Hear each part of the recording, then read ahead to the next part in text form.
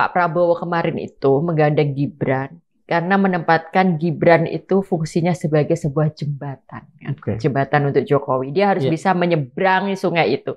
Nah sekarang dia udah bisa nyebrang kan, dia sudah melampaui jembatan itu, nggak ada alasan dia untuk balik lagi. Lembaga survei mengatakan kepuasan publik pada Gibran 70 sekian persen. Ada pengkhianatan terhadap nurani dan akal sehat kita kan. Saya betul-betul nggak melihat apa yang dia lakukan 1 tahun ini. Saya pernah menonton secara serius apa yang dia bicarakan saat bicara AI misalnya, AI. Tapi saya juga tidak merasa bahwa dia paham ketika dia bicara bonus demografi di YouTube. Itu juga tidak dalam konteks dia memahami itu. Kinerja Gibran dilihat dari pidato-pidatonya misalnya, kan dia juga nggak pernah pidato. Mohon maaf, saya betul-betul dari awal sampai sekarang saya tidak melihat dia sebagai seorang figur yang capable, yang patut untuk duduk sebagai seorang wakil presiden. Dalam 1 tahun pemerintahan ini saya bisa melihat bahwa peran dia dan posisi dia justru semakin melemah, semakin less significant. Kalau Prabowo sudah punya penopang, sudah bisa melakukan sentralisasi kekuasaan seperti ini, konsolidasi seperti ini. Pelan-pelan dia sedang melepaskan diri dari Jokowi. Semua move-move politiknya dalam mengkonsolidasi kekuatan itu dilakukan kan secara smooth ya? Smooth, pelan tapi tak terbantahkan.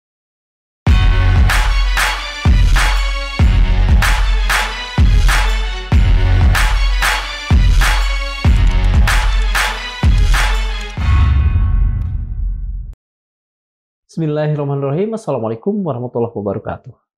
Jika Imam Syafi'i menyatakan bahwa waktu itu ibarat pedang yang menebas dengan cepat, maka layak jika hari ini atau waktu-waktu ini kita merasa terkagetkan. Sudah 1 tahun sudah pemerintahan Prabowo Gibran Raka Buming Raka menata kehidupan kebangsaan Indonesia. 1 tahun. Dan seolah sudah menjadi sebuah tradisi, di 1 tahun ini juga kita melihat beberapa lembaga survei mengeluarkan penilaian mereka, entah itu berasal dari FGD, penilaian mereka, atau dari survei dan riset yang mereka lakukan. Dan paling tidak dari 3 survei yang coba kami cermati, political tracking memberikan angka yang bagus, sisi yang positif terhadap kinerja pemerintahan Prabowo dan Gibran. Kemudian serius, kita lihat memberikan penilaian yang agak minim, dalam arti bahwa mereka yang tidak puas lebih besar daripada yang terpuaskan oleh kinerja pemerintahan saat ini. Sementara Indonesian Political Opinion (IPO) juga memberikan suara yang baik, memberikan sisi positif terhadap kinerja pemerintah, terutama pada sisi Prabowo Subianto. Saat ini di Madilog sudah hadir Mbak Dr. Oki Madasari, seorang sosiolog dan juga seorang sastrawan. Kita akan coba menggali dari beliau penilaiannya, kesannya, dan segala sesuatu yang berkaitan dengan 1 tahun pemerintahan Prabowo Gibran ini. Selamat datang kembali di Madilog. Terima kasih. Terima kasih, Kang Darso. Sama-sama. Bagaimana Mbak Oki melihat wajah Indonesia setelah 1 tahun pemerintahan Prabowo? 1 tahun Prabowo Gibran, saya melihat Prabowo berhasil mengkonsolidasi kekuasaan, mengkonsolidasi kekuatan. Jadi dalam waktu 1 tahun dia bisa menata, dia bisa melakukan sentralisasi kekuasaan, dia bisa membangun ulang kekuatan, dia menempatkan orang-orang kepercayaannya, dia menempatkan kekuatan militer di beberapa tempat-tempat strategis karena memang militer menjadi bagian penting dari kekuasaannya. Dan dalam waktu 1 tahun ini kita akan melihat bahwa ini menjadi pijakan yang kuat buat Prabowo untuk tahun-tahun ke depan. Jadi ini sebuah realita yang harus kita hadapi. Nah kalau Pak Prabowo mungkin bisa mengambil ini tadi sebagai pujian ini. Dia sebagai seorang politisi, wah berhasil ya aku ya. Itu dari sisi politik, ya sangat berhasil. Tapi kan kemudian kalau pertanyaannya tentang program, tentang capaian kinerja pemerintah, dan seberapa besar dampaknya kepada publik. Nah, di situ kemudian kita perlu betul-betul melihat secara nyata, tidak termanipulasi oleh sekedar angka, apalagi angka survei yang kadang-kadang kita tidak tahu dari mana datangnya ya. Tahu gitu, dan kita mungkin patut pertanyakan ya Kang. Misalnya sekilas saja saya dengar gitu ada lembaga survei mengatakan kepuasan publik pada Gibran 70 sekian persen. 72 kalau saya nggak salah. Yang tinggi sekali. Betul. Gitu. Dari mana kita bisa mempertanyakan kinerja apanya dari Gibran yang dia lakukan? Kalau kita mengatakan misalnya kinerja Gibran melakukan MBG misalnya, kan bukan Gibran juga yang melakukan MBG itu. Betul. Atau kinerja Gibran dilihat dari pidato-pidatonya misalnya, kan dia juga nggak pernah pidato. Mungkin dari bagi-bagi susu. Nah, jadi dari bagi-bagi susu lalu kemudian 71% orang menyatakan puas. Nah, di situ aja kita kan bisa ada ironi, ada ketidaksinkronan, ada ketidaklogisan, dan ada pengkhianatan terhadap nurani dan akal sehat kita kan dari situ saja gitu. Nah, dari program-program secara umumnya kita bisa menilai MBG selalu menjadi program yang akan dibanggakan dan diperjuangkan oleh Presiden Prabowo Subianto. Tapi kita juga bisa melihat bahwa fakta ada ribuan yang keracunan. Iya, betul. Ini saya menyitir dari berita yang sudah dirilis oleh Kompas. Betul. Kompas itu merilis waktu itu angkanya lebih dari 5.000. Iya. Keracunan itu bukan sesuatu yang patut untuk dianggap enteng. Tapi kan kemudian Pak Prabowo dalam pidato peringatan 1 tahun yang kemarin lagi-lagi mengkalkulasi itu sebagai sebuah angka statistik semata ya. Dia akan bilang bahwa itu kurang dari, nggak ada 1%, itu bahkan nggak ada 0,1% dari sekian juta orang. Sekian MBG itu. Nah ini kan juga penolakan untuk melakukan koreksi kan. Jadi dia selalu menganggap programnya berhasil tanpa betul-betul melihat realita dalam masyarakat. Nah ini harus di cross check lagi, seharusnya harus dilihat lagi Pak Prabowo. Kita nggak bisa mengatakan bahwa MBG itu berhasil kalau nggak ada perubahan. Bagaimanapun kan yang keracunan ini, Mbak mengatakan Kompas dengan mengutip Kompas 5.000, tapi saya mendapatkan data lain sampai 10.000 bulan ini. Dan kemudian itu dikatakan saja dijadikan atau dianggap oleh Pak Prabowo sebagai angka statistik yang kalau dibenturkan dengan banyaknya mereka yang dapat MBG begitu kecil persentasenya. Nah, apakah ini itu merupakan hasil dari betapa kerapnya, betapa berlapisnya filter informasi sehingga untuk sampai ke beliau di satu sisi, atau di sisi lain justru dari pernyataan itu kita melihat wajah sesungguhnya dari Pak Prabowo yang mungkin anti kritik. Iya, ini pertama adalah ketika jumlah yang keracunan itu taruhlah 5.000 sekian, lalu jumlah MBG-nya itu adalah sekian juta ya. Itu memang betul persentasenya segitu. Seperti yang disebut Pak Prabowo 0,007 itu betul. Itu tidak salah. Artinya Pak Prabowo tahu realita bahwa yang keracunan jumlahnya sekian. Nah, jadi tidak ada yang ditutupi ini. Nah, yang masalah di sini adalah Pak Prabowo menyempitkan persoalan atau enggan untuk mengakui ada persoalan dan harus ada koreksi segera. Atau bahkan dia tidak mau memberikan sedikit pun celah yang memungkinkan untuk orang menganggap bahwa programnya gagal. Makanya dia hanya fokus pada statistik. Nah, ini yang harus kita lihat bahwa Pak Prabowo tahu keracunan itu ada. Nah, tapi kemudian kalau pertanyaannya soal apakah selama ini Pak Prabowo mendapatkan filter yang membuat dia tidak dapat mengakses informasi yang benar, itu bisa jadi juga betul.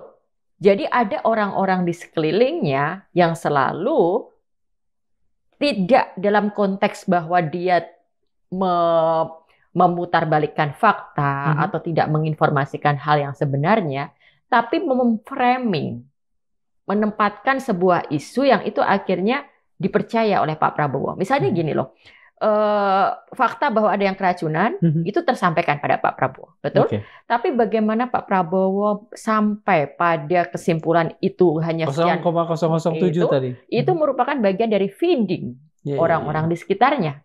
Jadi di sini ada persoalan juga, bukan sekedar orang-orang ini memfilter, tapi juga bagaimana orang-orang di sekitar Pak Prabowo ini harus dipertanyakan. Pertama adalah soal integritas dan soal kompetensinya.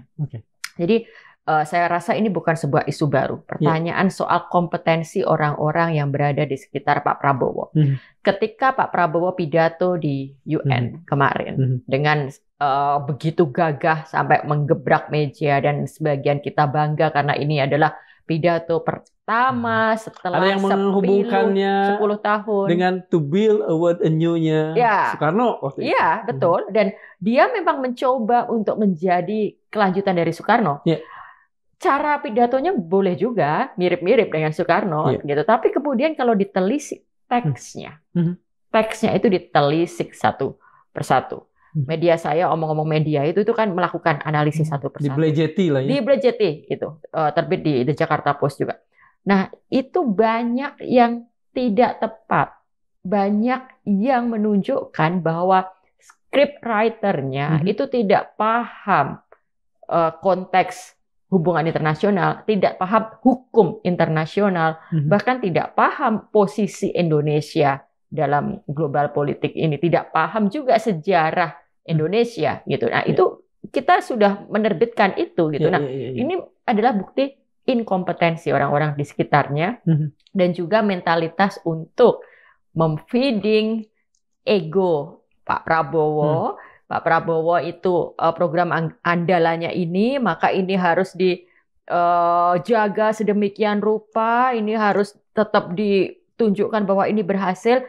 Tenang Pak, betul bahwa yang keracunan segini, tapi itu cuma 0, sekian persen Pak. Nah itu adalah bagian dari bagaimana orang-orang di sekitarnya itu menghadirkan bukan informasi yang salah, tapi memframing itu. Kalau Kang Darso ingat, ada peristiwa menarik nih. Pak Prabowo baru pulang dari luar negeri, mendarat di bandara, turun, wartawan doorstop kan, dan Pak Prabowo udah selesai. Ada satu wartawan nyeletuk, Pak, MBG keracunan gimana gitu. Nah, Pak Prabowo udah mau beralih, Pak Prabowo balik lagi loh.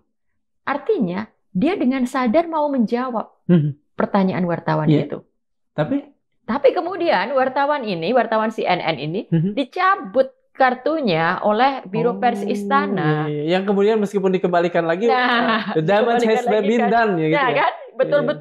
Betul-betul itu sebuah peristiwa yang kita sama-sama orang media ya, Kang ya. Kok bisa di hari seperti ini ada orang berani melakukan, dia datang ke kantor CNN Indonesia, dia mencabut itu sedemikian vulgarnya kan, sedemikian kasarnya. Nah, yang menarik kemudian itu dibalikin lagi besoknya. Jadi kan kemudian ada dinamika juga di situ. Apakah orang-orang di sekitar ini sampai Biro Pers apa ini melakukan inisiatif berlebihan gitu loh.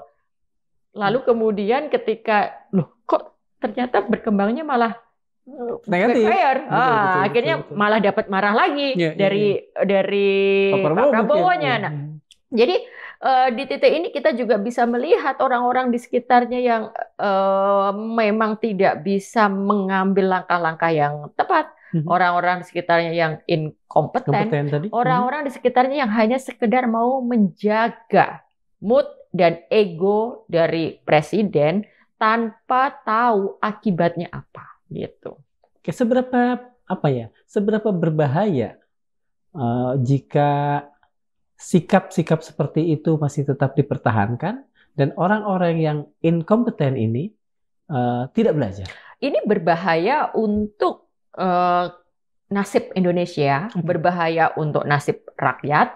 Dalam arti kalau MBG masih tetap dijalankan seperti ini, kita akan lihat kemungkinan korban-korban lain berjatuhan.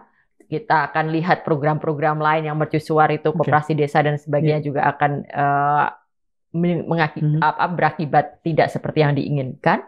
Namun, seperti yang tadi saya bilang, dalam setahun ini Pak Prabowo berhasil konsolidasi kekuasaan. Ketika kita lihat Badan Gizi Nasional itu dikuasai oleh pensiunan militer, unsur militer, dan orang terdekatnya juga simpatisannya Pak Prabowo dijadikan wakil ketua BGN. Lalu kita juga melihat pos-pos strategis lainnya itu sekarang sudah dipegang oleh orang-orang yang memang orang kepercayaannya Pak Prabowo. Itu kita melihat bahwa memang kekuatannya nyaris tak tergoyahkan dalam hal ini, gitu. Jadi dengan kata lain, secara pribadi sebetulnya Pak Prabowo sukses secara politik. Iya, karena kan di awal begini, di awal kritik orang itu adalah beliau dikelilingi oleh orang-orang Jokowi. Ya. Apakah itu sekarang sudah mulai berubah dan perubahan itu signifikan? Kita juga waktu itu melihat dari susunan kabinet ya. Tapi kemudian kita lihat juga pelan-pelan di-cut, gitu. Nah, saya juga melihat bagaimana kemudian dia menempatkan orang-orang yang betul-betul dia percaya, orang-orangnya dia, militer yang menjadi tulang punggungnya dia juga memegang posisi-posisi penting. Nah, itu akhirnya menjadi bentuk dari kekuasaan barunya Pak Prabowo sekarang ini, topangan kekuasaan baru Pak Prabowo. Kalau pertanyaannya apakah dia memang lepas dari Jokowi? Memang pelan-pelan dia sedang melepaskan diri dari Jokowi. Kalau misalnya ketika pemerintahan Jokowi kita mengenal kata parcok, partai coklat, apakah ada tendensi bahwa dalam pemerintahan Pak Prabowo ini ada partai lain yang mulai menggeliat, Parjo, partai hijau? Jadi pemerintahan Prabowo dan gaya kepemimpinan Prabowo ini mempelajari dengan baik apa yang sudah dilakukan oleh Jokowi. Jadi Pak Prabowo akan mempraktekkan apa yang sudah berhasil dilakukan Pak Jokowi, tapi dengan versi yang lebih kuat dan versi yang lebih baik. Ketika Pak Jokowi, dia berhasil mengkonsolidasi, dia berhasil membangun kekuatan, itu dari topangan Parcok, Parjo, Parjo juga ya? Bansos.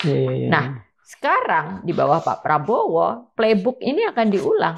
Jadi topangan kekuatan dari Parcok, Parjo, Bansos. Bansos ini kalau dalam versi Pak Prabowo adalah MBG, program-program populis ini, program-program populis termasuk ketika kita punya Menteri Keuangan baru, lalu Menteri Keuangan baru melakukan langkah-langkah yang cukup populis itu sebenarnya, walaupun nanti secara ekonomi mungkin bisa dihitung bahwa itu tepat atau dan sebagainya, tapi yang jelas ini adalah sebuah kebijakan yang seolah-olah pro rakyat, seolah-olah memang untuk menyenangkan rakyat.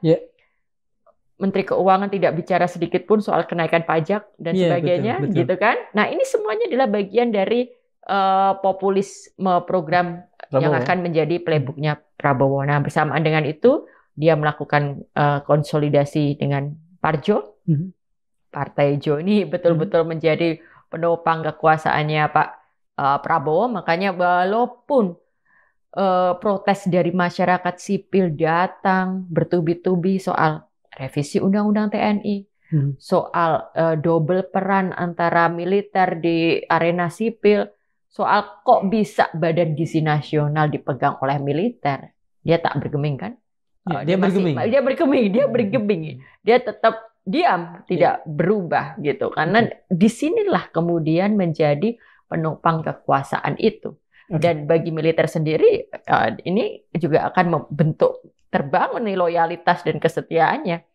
Dia akan membela kepentingan Pak Prabowo, kepentingan kekuasaan, agar dia juga terjaga kepentingannya. Nah, pertanyaannya yang kita masih meraba-raba ini, karena by the end of the day, Pak Prabowo harus mengontrol polisi kan.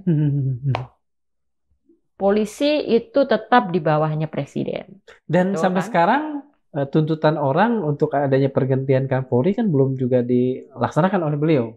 Belum dilaksanakan. Dan saya juga bingung. Apa yang bisa dibaca oleh sosiolog seperti Mbak Oki untuk persoalan itu? Apa dia pada titik-titik tertentu dia memilih untuk buying time, untuk tidak menimbulkan Gejolak internal. Jadi semua move politiknya dalam mengkonsolidasi kekuatan itu dilakukan kan secara smooth ya. Smooth, pelan tapi tak terbantahkan gitu loh. Dan Tidak dalam beberapa terlibat. hal publik juga merasa bahwa perubahan itu rasional gitu ya. Ya, perubahan itu rasional dan memang itu yang diinginkan. Betul. Tapi tidak sempat menimbulkan gejolak di elit itu. Betul. Nah, bayangan saya masih seperti itu.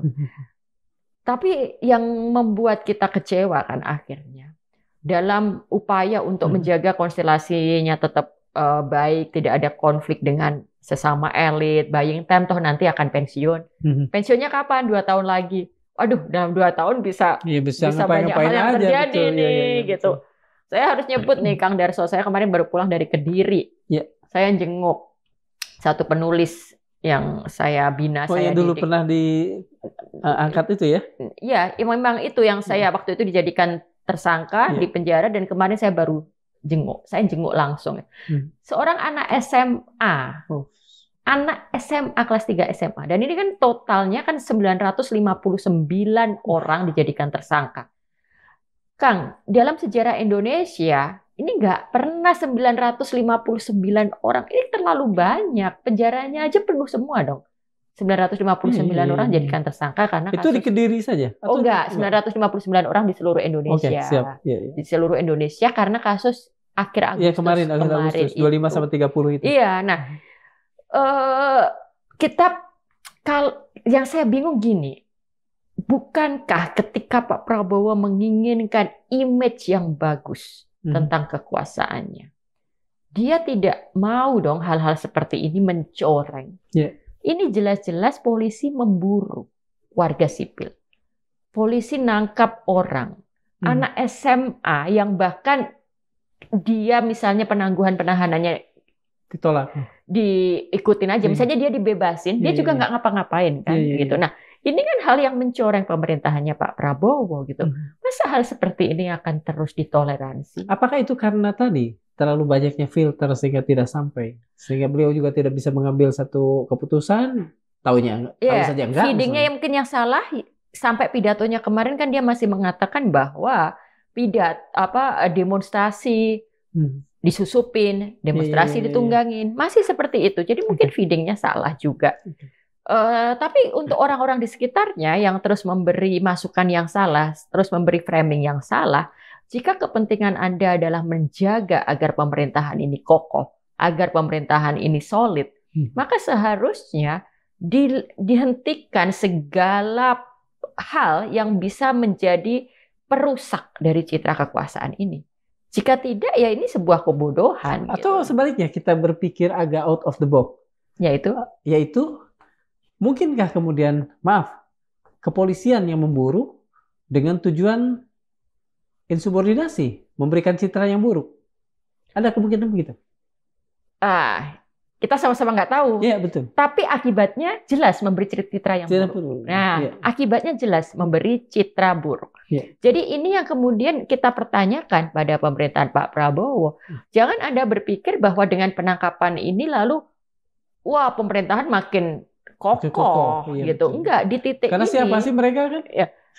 Betul. Di titik ini justru semakin menebarkan bara dendam, bara kemarahan, bara kemarahan publik. Betul bahwa saya katakan tadi Pak Prabowo berhasil mengkonsolidasi kekuatan, berhasil membuat posisinya semakin kokoh. Nah, tapi kan kemudian ketika ini penangkapan orang ini toh juga tidak berkontribusi apa-apa terhadap konsolidasi kekuatan dia. Justru hanya menambah citra.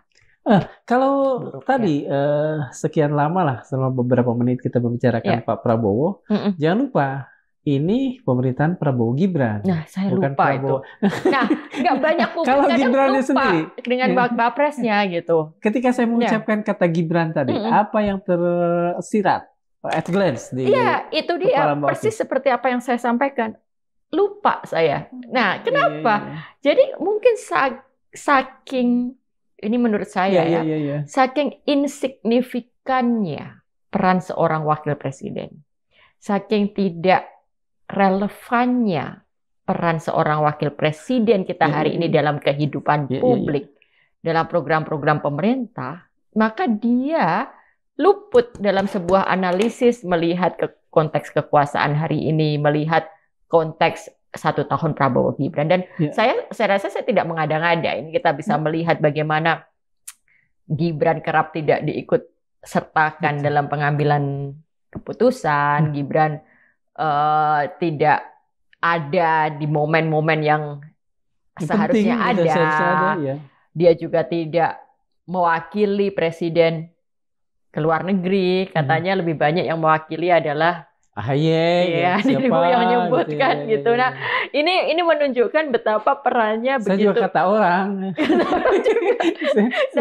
Begitu insignifikan. Jadi dalam serius note gitu kan, bagi saya ketika publik memberi perhatian, kita misalnya mempertanyakan soal ijazah Gibran dan sebagainya, lalu kita tarik lebih jauh lagi bahwa soal dia adalah anak haram konstitusi dan sebagainya gitu. Dalam 1 tahun pemerintahan ini saya bisa melihat bahwa peran dia dan posisi dia justru semakin melemah, semakin less significant.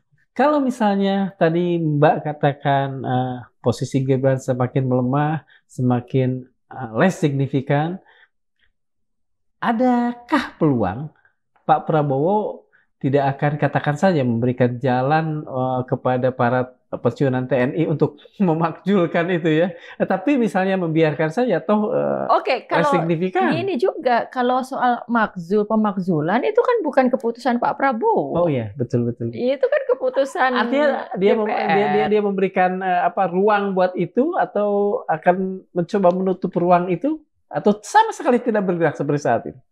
Pak Prabowo sama sekali tidak bergerak kan soal ini. Sebagaimana Pak Prabowo juga tidak bergerak kan soal ijazah. Dia mengalir aja kan. Di sini kita juga bisa melihat ya sudah, itu tetap berjalan kan gitu. Betul. Dengan caranya sendiri, dengan agendanya sendiri gitu. Tapi ya Prabowo tidak melakukan apa-apa. Untuk misalnya membela dia. Membela 2 orang ini ya. Siap. Anak beranak ini. Membela Gibran gitu. Nah, jadi dalam analisis yang lebih serius gitu. Pertama tadi saya melihat dalam 1 tahun ini sebenarnya dia sudah tidak signifikan, tidak terlalu relevan pembicaraannya bagi publik. Posisinya dia sekarang dari partai apa sih dia? Partainya dia apa? Nggak tahu kan? Nggak punya partai gitu. Bapaknya sudah tidak menjabat gitu. Oke, nanti bapaknya punya partai kecil PSI yang juga belum bisa kita pastikan nasibnya 5 tahun, 4 tahun mendatang gitu. Tapi di sini yang tersaji di depan kita, PSI just another small party. Jadi nggak ada kekuatannya sama sekali gitu. Tidak ada alasan sudah untuk berhitung tentang Gibran secara serius bagi seorang Pak Prabowo, juga bagi kita sebagai publik. Mungkin kita masih kesal gitu kan, sebagian besar kita masih terus kesal dengan perkara bahwa kita tahu sejarah dia naik itu dengan segala hal, perubahan undang-undang dan sebagainya. Kita tahu pertanyaan besar tentang kualitasnya juga seperti apa, lalu yang terbaru soal dugaan soal ijazahnya. Nah, ini semakin membentuk posisi dia yang memang ya sudah gitu. The end gitu loh. Saya sudah tidak melihat dia punya peran dan harapan lagi untuk ke depan. Apakah sebetulnya pembicaraan soal Gibran sebenarnya sudah tidak relevan karena posisinya juga tidak memberikan peran apapun? Jadi kalau publik untuk membicarakan ya sah-sah aja karena dia masih pejabat publik. Dia masih akan menempati kursi wakil presiden hingga 5 tahun ke depan, 4 tahun ya karena udah 1 tahun. Dia masih mendapat penghasilan gaji dari pajak, segala fasilitasnya. Jadi memang publik harus terus menyorot itu.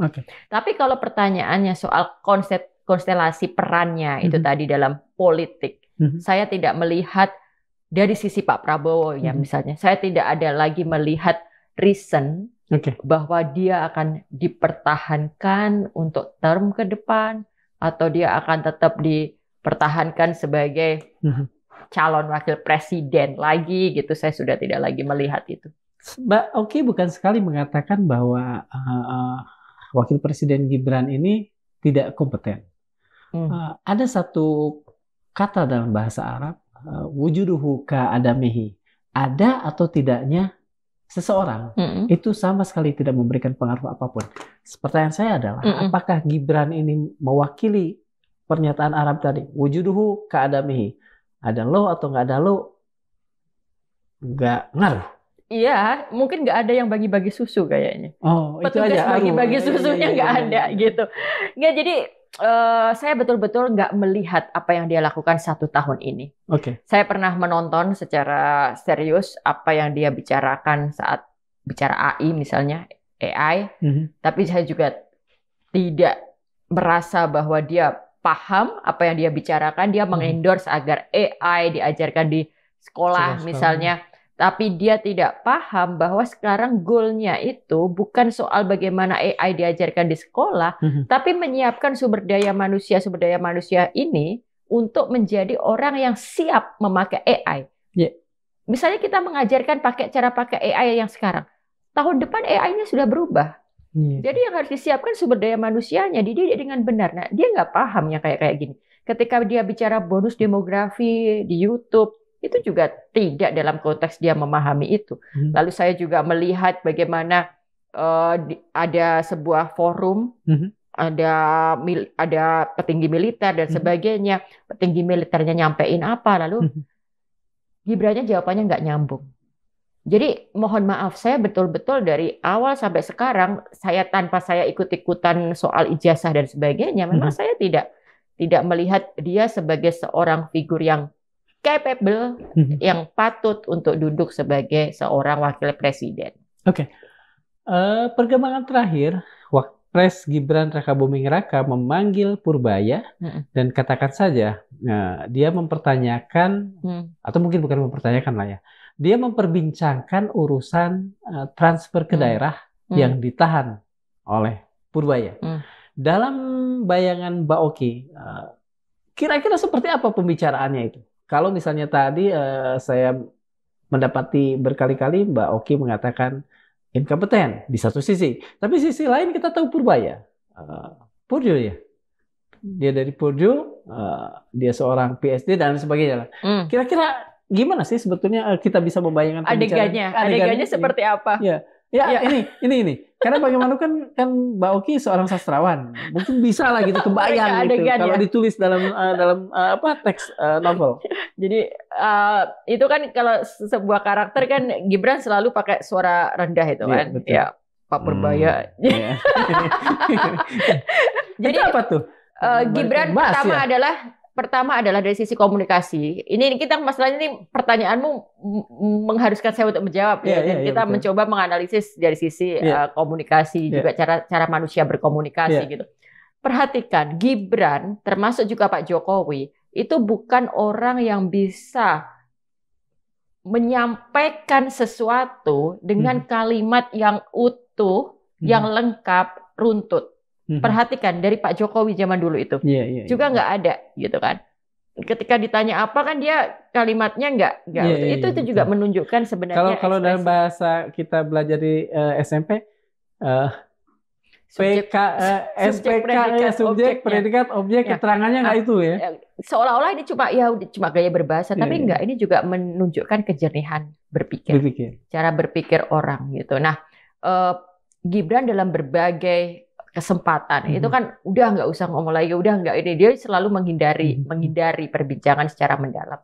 Saya nggak bisa membayangkan terus terang apa yang dia bicarakan langsung dengan Gibran Purbaya. Itu kan kita nggak ada kan videonya, nggak ada rekamannya kan. Kita hanya mendapatkan ada kejadian itu gitu. Ada mendapatkan cerita.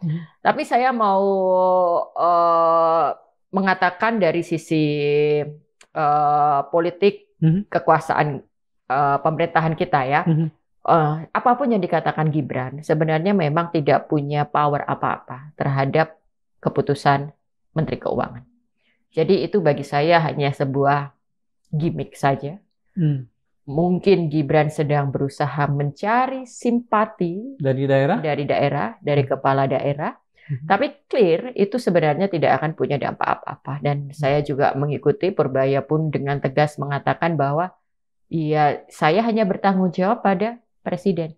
Itu betul, itu betul. Jadi memang dia tanggung jawab dia pada presiden. Selebihnya ya dia nggak perlu risaukan, itu betul. Oke, kita kepalang masuk ke Purbaya nih ya. Nah, kalau tadi Mbak mengatakan bahwa di 2029 sangat kecil kemungkinan atau bahkan nol kemungkinan Pak Prabowo akan menggandeng kembali Gibran. Apakah ada peluang Pak Prabowo menggandeng Purbaya? Ya. Seperti yang sudah mulai marak spanduk-spanduk di Bandung. Jadi tadi kenapa Gibran juga kecil kemungkinannya tadi kan? Bagi saya mengibaratkan Pak Prabowo kemarin itu menggandeng Gibran karena menempatkan Gibran itu fungsinya sebagai sebuah jembatan, jembatan untuk Jokowi. Dia harus bisa menyeberangi sungai itu. Nah sekarang dia udah bisa nyebrang kan, dia sudah melampaui jembatan itu, nggak ada alasan dia untuk balik lagi, nggak ada alasan dia untuk menyeberangi sungai yang sama lagi. Betul. Lalu siapa gitu kan pertanyaannya, Kang Darso? Apakah Purbaya? Oh ya, ini terlalu dini. Tapi kalau ini pertanyaan terbuka ya bisa jadi. Why not gitu? Dan kalau Prabowo sudah punya penopang, sudah bisa melakukan sentralisasi kekuasaan seperti ini, konsolidasi seperti ini. Saya pikir yang dia butuhkan di 2029 ya pasti orang yang memperkuat itu, memperkuat posisinya. Memperkuat citra dia di depan publik. Kekuatan Pak Purbaya. Ini kita sebenarnya kita juga harus dalam konteks gini ya, pemirsa juga mungkin paham. Kita ini membicarakan dengan sadar bahwa jangan sampai juga kita hanya terjebak pada citra. Pada orang tindakannya kelihatan keren, ngomongnya kita kan keren. Harusnya sudah bisa belajar dari Pak Jokowi lah. Nah, tapi terus kemudian kita dengan sadar kita menganalisis realitas Purbaya, Menteri Ekonomi baru kita. Saya cukup mengikuti loh. Saya orang yang sangat aktif di sosial media. Saya menganalisis semua sosial media ini sebagai ruang laboratorium saya gitu kan. Memang dia sedang menjadi idola baru di Indonesia. Setiap kata-katanya, setiap tindakannya, gesturnya, bahkan gestur dia gandeng istri saja dibahas bervideo-video. Nah, pertama adalah kita tidak boleh terbuai, kita tidak boleh tertipu. Tapi yang kedua, kita juga harus melihat kenapa publik suka. Karena dia pun betul-betul memberi rasa tenang. Setiap omongan Purbaya itu memberi rasa tenang pada publik. Dan optimisme kali ya? Optimisme. Dan dia memberi jaminan pada program-program populisnya Pak Prabowo. Jadi Pak Prabowo-nya senang, publiknya tenang, jadi udah gitu kan. Ini sebuah situasi yang ideal gitu bagi kalau kita melihat dari kacamata kekuasaan gitu. Nah, selain itu, ini akan menjadi sebuah kombinasi antara seorang Prabowo yang kita tahu background-nya dan juga dia dengan kekuatan partainya, kekuatan yang sudah terkonsolidasi, dengan sosok seperti Purbaya yang dengan background teknokrat. Nah, ini kan juga akhirnya memberi warna tersendiri. Berbeda kalau dia akhirnya ngambil dari figur-figur politik yang sebenarnya kekuatannya juga nggak seberapa. Nah, ini hanya sekedar analisis awal aja. Sekaligus saya sebenarnya mencoba menangkap kenapa ini orang begitu populer dalam waktu singkat. Kenapa nih orang begitu dicintai dalam waktu singkat. Tapi sekali lagi kita membicarakan ini dan mungkin kita suka nonton videonya, tapi tetap kita dengan sadar bahwa kita tidak boleh tertipu, kita tetap rasional, kita tetap statement yang dia yang ini bagus nih, ini bagus, ini kita dukung. Oh ini kita lihat dulu. Oh ini nggak boleh nih terlalu optimis nih kayak gini gitu.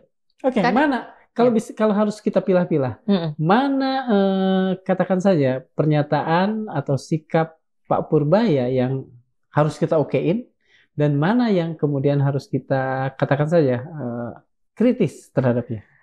Nah ini kita pelan-pelan aja. Saya sebagai seorang warga negara yang juga mengikuti dinamika kebijakan publik ya. Mungkin nanti ekonom punya pendapat yang berbeda. Tapi keputusan Pak Purba ya mencairkan 200 triliun ke bank milik pemerintah itu Himbara. Dengan reason bahwa itu akhirnya bisa menggerakkan ekonomi, dengan reason bahwa uang harus diputar alih-alih disimpan gitu kan. Itu kan bagaimanapun sesuatu yang bisa didukung. Betul. Namun kemudian red flag-nya nih sesuatu yang harus diwaspadainya, hati-hatinya adalah kalau ini tidak dikelola dengan kehati-hatian. Kalau ini tidak dikelola dengan disiplin tinggi, atau juga kalau ini ternyata nanti dipolitisasi, uang sebanyak itu ternyata nanti digunakan untuk sesuatu yang tujuannya lagi-lagi untuk menguatkan semata memperkuat konsolidasi.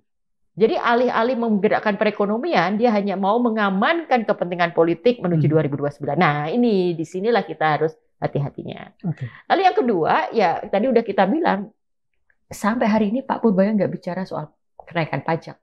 Okay. Dia justru moodnya kan mau memberesin, mau membetulkan, mafia-mafia akan dibongkar dan sebagainya. Itu memberi rakyat rasa tenang, harus diakui. Harus diakui dibandingkan dengan periode sebelumnya di mana dikit-dikit dipajakin. Saya mendapat cerita bagaimana teman saya yang biasa jualan di marketplace itu, pajaknya tinggi sekali sekarang. Jualan buku di marketplace itu kena pajak tinggi sekali. Itu kan sesuatu yang mencekik kan. Gitu. Nah, Pak Purbaya sama sekali nggak pernah bicara soal itu. Lalu yang terbaru kita bisa melihat pencapaian uang dari hasil korupsi kan. 13 triliun itu dipamerkan, itu kan sebuah gestur yang juga memberi rasa aman, meningkatkan kepercayaan publik bahwa ternyata kita itu bukan nggak punya uang loh, tambah lagi kan uangnya soalnya kan. Jadi ada rasa aman bahwa ternyata kita itu bukan sedang bangkrut, kita ini ada uangnya gitu. Nah ini juga sebuah bentuk komunikasi publik, sebuah bentuk dari hubungan relasi antara elit dengan publik yang lebih bisa mengedepankan rasa aman dan sebagainya. Dan itu yang terjadi di Pak Purbaya. Saya ingin kembali sedikit mengulang kepada apa yang tadi dikatakan Mbak Oki, bahwa bagi Pak Prabowo, Gibran adalah jembatan. Ya. Sesuatu yang sudah dilalui. Dan mengapa pula harus kemudian katakan saja menyeberang sungai lagi. Apakah ini kan kita di dalam budaya Indonesia kita mengenal satu peribahasa yang mungkin pengertiannya agak peyoratif. Habis manis sepah dibuang. Apakah itu yang terjadi pada Gibran dalam hubungannya dengan Pak Prabowo? Bisa jadi, tapi yang harus kita pahami dalam politik pepatah seperti itu adalah sebuah kelaziman. Maksudnya kita tidak dalam politik, orang tidak akan berpikir, oh kamu itu habis manis sepah dibuang loh. Kita tidak akan berpikir begitu karena yang dilihat memang masa kepentingannya sudah kadaluarsa. Masa pakai ya. Masa pakainya sudah selesai. Kan sudah ada idiom yang lebih abadi dari habis manis sepah dibuang dan lebih kontekstual untuk politik kan. Bahwa kepentingan yang abadi hanyalah kepentingan. Gitu. Tak ada musuh dan lawan yang abadi. Yang abadi hanyalah kepentingan gitu. Dan di titik ini gitu, kepentingan Pak Prabowo, Jokowi, Gibran itu akan selesai pada waktunya. Saya ingin mengkonfirmasi ulang nih ya untuk mendapatkan penegasan. Jadi dengan demikian di mata Pak Prabowo masa pakai Gibran sudah habis. Belum, kan masih sampai periode akhir 5 tahun. Sampai akhir 2029 kan nggak bisa diselesaikan sekarang. Gitu. Jadi saya melihat pasangan ini tetap akan berjalan sampai 2029. Saya bukan orang sekeras-kerasnya saya mengkritik Gibran sejak awal. Saya bukan orang yang melihat bahwa Gibran akan maksul di tengah jalan. Itu terlalu Dramatis lah ya. Too good to be true untuk terjadi di Indonesia hari ini gitu. Jadi itu akan tetap, mereka akan selesai sampai 2029 dan kita tahu karakter Pak Prabowo menghindari konflik terbuka dengan sesama elit. Termasuk kenapa tadi alasan dengan Parcok.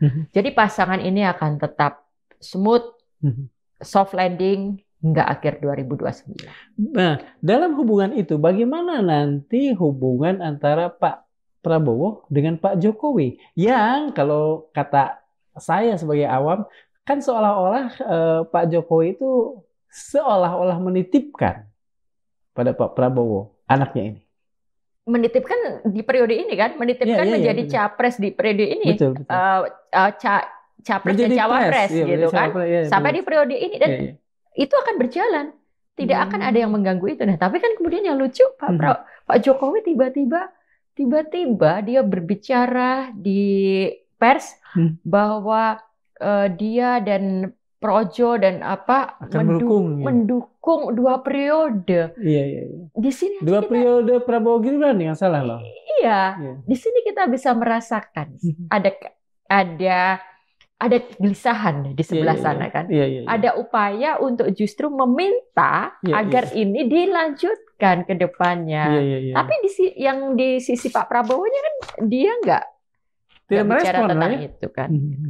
Ini sebenarnya kita sedang bicara konstelasi elit dan sah-sah saja sebagai bentuk analisis sosiologi politik, sebagai bentuk analisis behavior perilaku politik gitu. Tapi ini bukan berarti Kang bahwa kita lupa pada apa yang sedang terjadi hari ini, dan ini bukan berarti bahwa kita kemudian menafikan segala dinamika, segala kritik pada pemerintahannya Pak Prabowo, atau justru ini diartikan bahwa udah itu Forum Keadilan itu kemarin kayaknya yakin akan smooth-smooth aja sampai 5 tahun ke depan. Bukan seperti itu. Dan kita akan tetap justru merawat, karena kita tahu Pak Prabowo konsolidasi kekuatannya sudah sedemikian bagus. Sentralisasi kekuasaan sudah terjadi. Nah, di titik ini kemudian civil society, media juga harus semakin menguatkan perannya, harus semakin aktif melihat program-program mana yang harus dikritisi. Kalau memang ada keracunan, ya bilanglah keracunan. Tadi Mbak Uki bilang bahwa semua relatif sudah berada di dalam genggaman Pak Prabowo. Sudah tersentralisasi, sudah terkonsolidasi. Kemudian Mbak Uki bicara soal media. Saya kok merasa bahwa media makin kesini makin banyak tiarapnya. Apakah itu artinya juga sudah berada pada tangan kekuasaan yang kuat yang membuat mereka? Iya, jadi tepat kemarin ketika ulang tahun Prabowo Gibran 1 tahun ini misalnya, kalau kita baca Kompas sebut saja ya, karena ini bagian kritik terbuka, teman-teman Kompas nggak usah marah gitu kan, di halaman 1 bagian bawah itu sebenarnya advertorial kan. Advertorial tentang keberhasilan kemarin Prabowo Gibran. Berarti kalau begitu itu bukan yang kali pertama. Beberapa bulan lalu pernah tuh ada semacam Kementerian Pertahanan juga pernah 1 halaman penuh gitu. Nah, kalau ini betul-betul di halaman depan, dan itu moodnya adalah jelas-jelas mengatakan keberhasilan program itu. Saya sebenarnya orang yang gelisah ketika sebuah berita advertorial selalu berusaha disamar-samarkan seperti itu gitu. Dalam konteks publik kita hari ini sulit untuk seorang pembaca aware bahwa ini editorial, ini bukan news, ini bukan kerja jurnalistik gitu. Nah, jadi ketika kemudian media berperilaku seperti ini gitu, apalagi ini sebuah media yang kita harapkan justru bersuara kritis, justru mengawal 1 tahun ini dengan sangat penuh kesadaran bahwa ini yang kurang, ini yang harus diperbaiki, tapi kemudian dia menunjukkan bahwa inilah keberhasilan itu gitu. Ini kan betul-betul bentuk dari ketidakberfungsian media.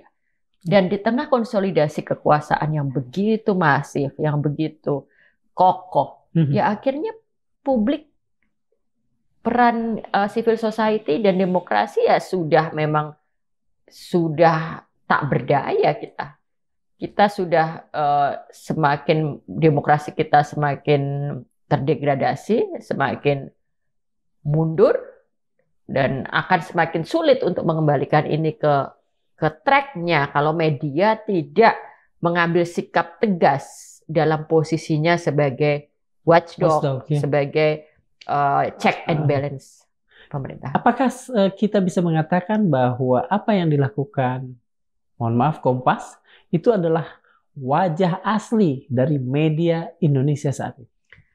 Wajah dari media Indonesia hari ini adalah ya kita semua butuh untuk survive. Yeah. Kita butuh untuk mendapat iklan, gitu. Pertanyaannya kan kemudian kenapa harus menyamar-nyamarkan itu, gitu.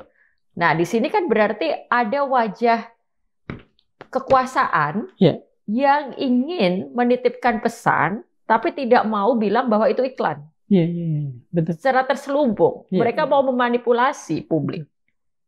Dan ini kemudian juga masuk kan di bagaimana wajah TikTok, bagaimana wajah media sosial, itu cara mengontrol. Nah, ini saya mau ada analisis saya yang cukup menarik, saya mau paparkan di sini ya. Apa bedanya wajah sosial media di era Prabowo dengan wajah sosial media di era Jokowi? Nah, sebagai seorang pengguna aktif dan juga analis, saya melihat pada zaman Jokowi, kita akan bertemu dengan akun-akun buzzer yang sangat galak. Betul. Begitu ada satu ini. Saya sudah jadi korban udah pada masa 10 tahun itu nge-tweet kritis langsung disikat bla bla bla. Nah sekarang untungnya kan yang kayak gitu kan semuanya bayaran atau mereka sudah insaf kan. Jadi nggak ada lagi, relatif nggak ada lagi. Bukan insaf, mungkin udah nggak ada yang bayar. Udah kan? nggak ada yang bayar.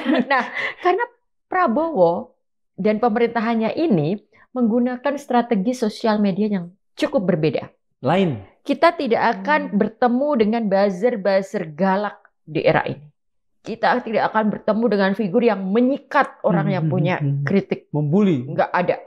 Yang seperti itu justru dicuekin. Yang dia lakukan adalah terus memproduksi narasi-narasi yang memang sesuai dengan agendanya. Narasi positif. Dan itu akhirnya membentuk audiens sendiri. Makanya kemudian penguasa itu ada di TikTok. Mereka menggunakan mesinnya itu terjadi di TikTok. Kalau tadi kembali ke Purbaya tadi, karena kita subjeknya akhirnya bersinggungan. Ada satu menarik statementnya Pak Purbaya waktu ditanya wartawan. Jadi gimana gitu? Oh, saya dipuji sama Pak Prabowo. Katanya dia nonton, wah kebijakan saya bagus dan dia nontonnya di TikTok. Dia sendiri nonton di TikTok ternyata. Jadi ini nanti juga obrolan kita ini kan selalu taruh di TikTok kan. Nah, jadi itu cara kerja dari partai internet eranya Prabowo ini. Jadi strateginya berbeda, tapi ini juga lebih berbahaya. Karena akhirnya orang tidak sadar kan, ini semuanya seperti di feeding berita beneran. Kembali lagi ke contoh Kompas tadi gitu. Seperti di feeding narasi beneran. Seperti testimoni netizen betulan. Seperti sebuah konten yang betul-betul dengan tulus menceritakan keberhasilan. Tidak akan kita jumpai sebuah pertentangan atau serangan-serangan agresif, tapi semuanya fokus pada produksi konten yang ingin menarasikan keberhasilan, menarasikan bagaimana figur Pak Prabowo yang sangat menyenangkan, sangat ini kelanjutan dari yang gemoy yang dulu itu. Jadi afeksinya ini bagaimana citra yang pemimpin yang penuh kasih sayang, pemimpin yang tegas tapi juga merakyat, itu semuanya dibentuk dengan efektif melalui sosial media dan melalui iklan-iklan terselubung media massa. Berkaitan dengan iklan-iklan terselubung gitu ya, yang tadi saya bertanya kepada Mbak sebagai seorang praktisi media juga, apalagi Mbak kan mengampu satu situs tadi kalau saya tidak salah. Apakah itu karena dulu kan orang media punya semacam lembaga sakral, yaitu prinsip firewall, prinsip pagar api. Kita sebagai orang media kan makin melihat bahwa prinsip ini seolah-olah makin dilupakan, dianggap tidak ada dan sebagainya. Apakah karena itu maka wajah dari media kita sekarang seperti tadi, bahkan untuk media-media mainstream sekaliber yang tadi disebutkan? Karena media Jadi memang kita butuh iklan jelas, media sedang kesulitan jelas. Nah, masalahnya kita berhadapan dengan kekuasaan yang dia ingin memanipulasi persepsi publik. Betul. Kenapa sih penguasa ini, misalnya departemen apa, kementerian apa, pasang iklan ya pasang iklan saja dong. Kenapa mereka harus sangat perlu request bahwa tolong iklan saya ini advertorial, tapi jangan ditulis advertorial, tolong jangan dikasih keterangan apa-apa, tolong dibuat seolah-olah berita. Berarti kan sudah ada tujuan di situ. Nah, persoalannya dari sisi media, kenapa kita tidak punya nilai tawar, posisi tawar untuk bilang no? Tidak. Nah, karena ini tidak sesuai dengan prinsip gitu. Advertorial tetap harus ada bedanya, tetap harus ada tulisan. Kita kan melalui zaman kan, ada tulisan advertorial kita melalui kan. Nah, sekarang seolah-olah tulisan advertorial itu sesuatu yang akan memberi image buruk bagi si pemasang advertorial gitu. Nah, di titik ini saya pikir media perlu tegas ya. Oke, bahwa kita butuh iklan, tapi kalau media berani berkata tidak, berani menolak, ya para pemasang iklan pun juga saya rasa akan berkompromi juga gitu. Apakah hal-hal seperti itu, wajah media saat ini seperti itu, seperti yang sudah kita bicarakan tadi, itu sebuah keniscayaan dari era yang disebut era post-truth itu? Enggak? Oh, enggak ada hubungannya itu. Saya pikir kalau era post-truth bukan di situ. Ya memang post-truthnya adalah editorial itu yang dianggap sebagai kebenaran, betul kan? Betul. Ya bisa jadi gitu. Tapi tujuannya lebih ke itu, bahwa ada pemerintah yang ingin memanipulasi informasi publik. Betul. Dan diterima begitu saja. Ya, diterima begitu saja gitu. Seolah-olah tidak ada Pak Prabowo ini di 2029 saya nggak ada lawan. Tidak ada lawan. Apa benar seperti itu kelihatannya? Ya, oke. Sekarang siapa nih? Yang kemarin lah, misalnya kemarin kan ada Anies. Iya, Anies. Pak Anies simpatisannya masih banyak. Tapi kita akan lihat mesinnya yang belum siap. Iya. Suaranya masih ada, panggungnya yang tidak ada. Malah gitu makin berkurang. Ya, betul. Nah, lalu kita selain Pak Anies siapa? Pak Ganjar lah. PDIP. Pak Ganjar katakan aja Pak Ganjar atau enggak Pak Pramono barangkali sekarang. Pak Pramono dan Mbak Puan misalnya. Oke, siap. Nah, ya kita tahu Mbak Puan memang penerimaan publiknya tidak terlalu tinggi kan. Jadi akan berat juga. Pramono ya kemarin lumayan lah di Jakarta. Ya, bisa jadi gitu. Nah, tapi di sini kita melihat dua hal ya. Jadi secara narasi gitu kan dipegang Anies, tapi secara institusi gitu kan PDIP yang masih memegang gitu. Nah, seberapa besar ini kemudian nanti bisa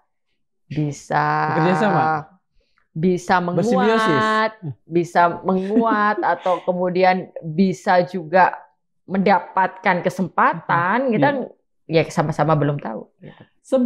Seberapa mungkin Anies dan PDIP bersimbiosis, menyatu menjadi satu kekuatan tersendiri? Ya, mungkin saja, sangat mungkin. Tidak ada yang tidak mungkin dalam politik selama kepentingannya masih sama.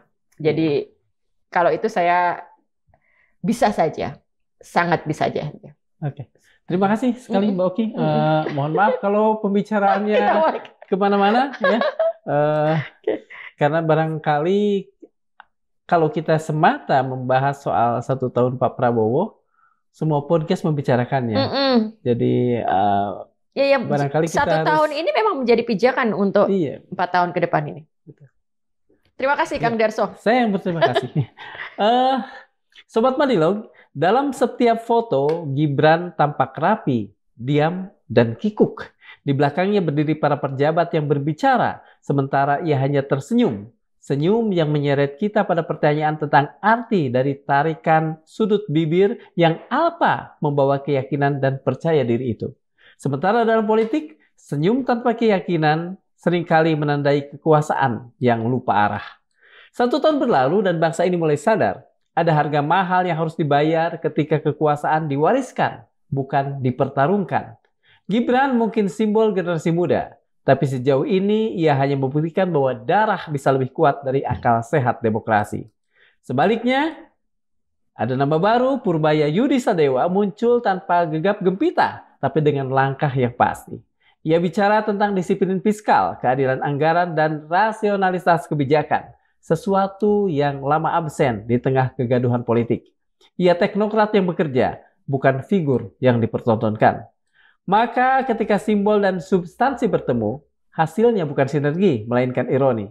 Karena simbol tak pernah bisa menggantikan kompetensi dan legitimasi yang lahir dari nama besar tak akan pernah menumbuhkan jiwa sejati.